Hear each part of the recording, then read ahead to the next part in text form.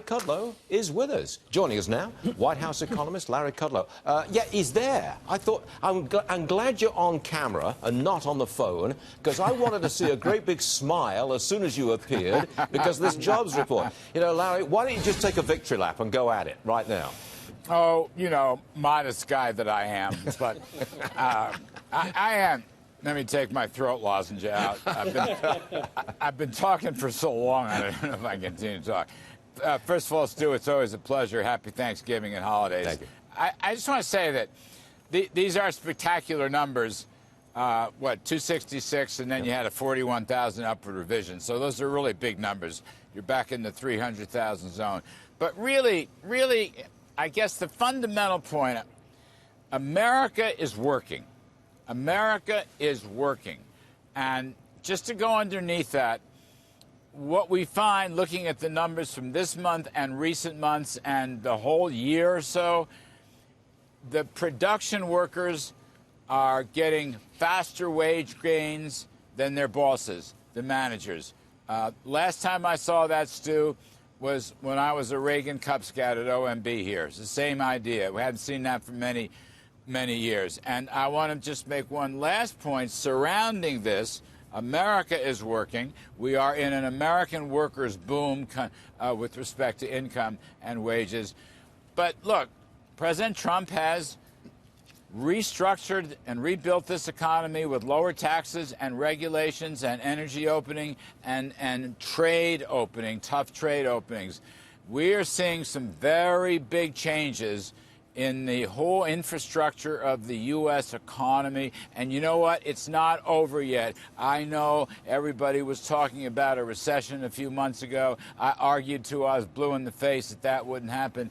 This thing is nowhere near over. Nowhere near over. So can we get closer to 3% growth in the early part of next year? Because we've come down from 3%, 2%, we're probably around 2% right now. But with a jobs report like this, wages rising, and all the changes that you've outlined there, Larry, can we get to 3% in the early part of next year? Can we do it? Well, we sure can. We absolutely surely can. I mean, one key here, I'll be general and then I'll be very direct. One key here is, again, my theme of rebuilding and restructuring. President Trump has reestablished and restored and deepened incentives, you know, to work, to invest, to take risks, to start a business. He's not attacking success, he's rewarding success. That's a huge part of the restructuring. Now, to the numerical point, some positive things happening. I mean, look, we ran up against an extremely severe, tight monetary policy starting in 2017 and then brutalizing in 2018. Now, the Fed has changed course. They've taken the foot off the brake.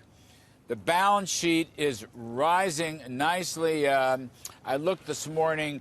The monetary base and M2 are growing about 14% at an annual rate year on year. That's a total reversal from where we were a year ago, and a darn good thing. And they've lowered the rates. So that's a big plus right there, because, you know, that monetary stuff was stifling the incentives that I was arguing about before. So I'm very hopeful on that. And just on today's jobs numbers, Stu, I think we are moving into a CapEx business investment recovery. We had a terrific one in 2017. How do you know that?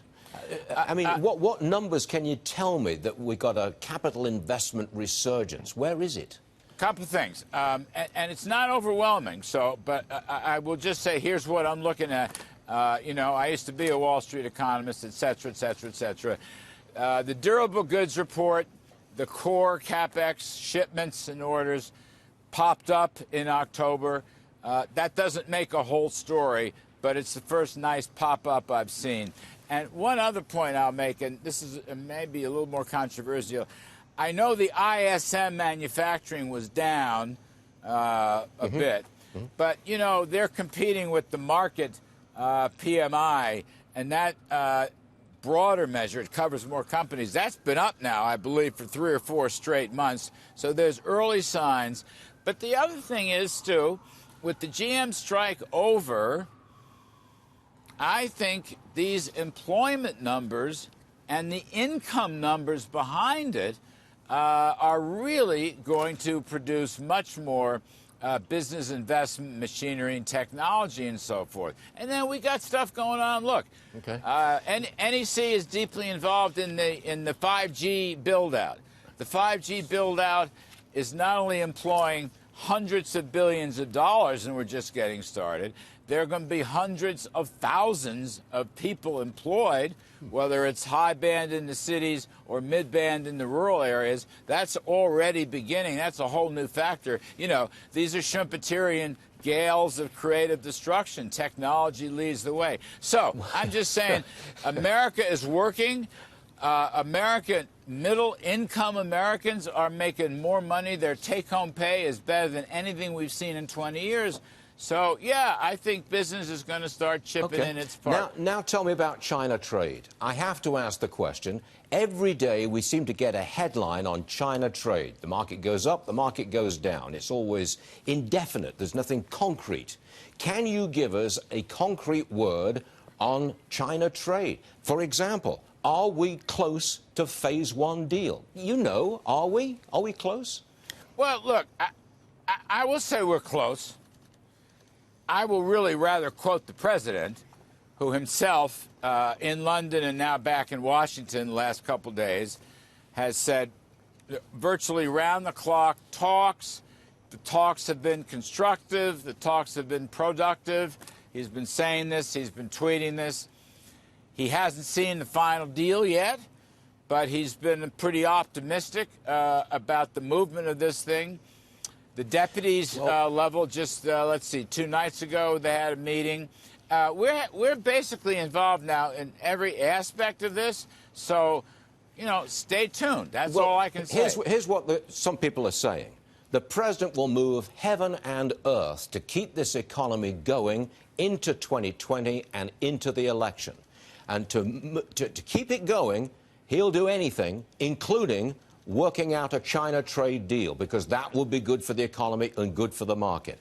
Does he feel that pressure? Is he in that corner? No, I think that's something of a mischaracterization. Let me be careful here. I don't want to misquote, but look, he has said time and again he will sign a good deal, or a great deal, as he would characterize it.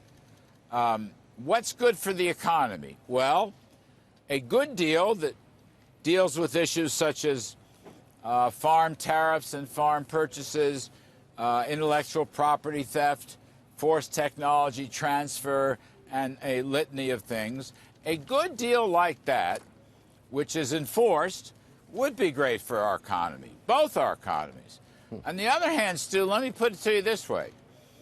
If we don't get such a deal, then I think the president is bound and determined, as he has shown us, to defend America and to defend the American economy and defend the American worker, the farmer, the technology person. That's a form of economic growth, too. I mean, we cannot give up.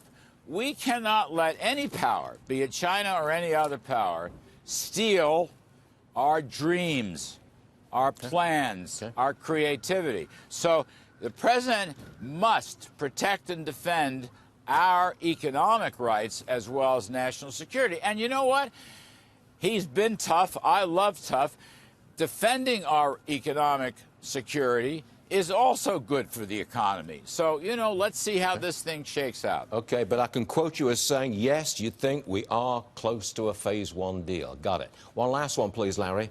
How did Mr. Trump really feel about that video where some world leaders appeared to be mocking him at the NATO conference? Do you know how he really felt about that? Was he really angry? Is that why he left the place fast?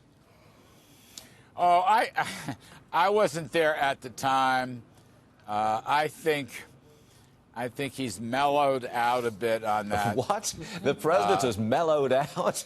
Oh, Larry. kind of mellowed out. It's such a beautiful day here, Stu.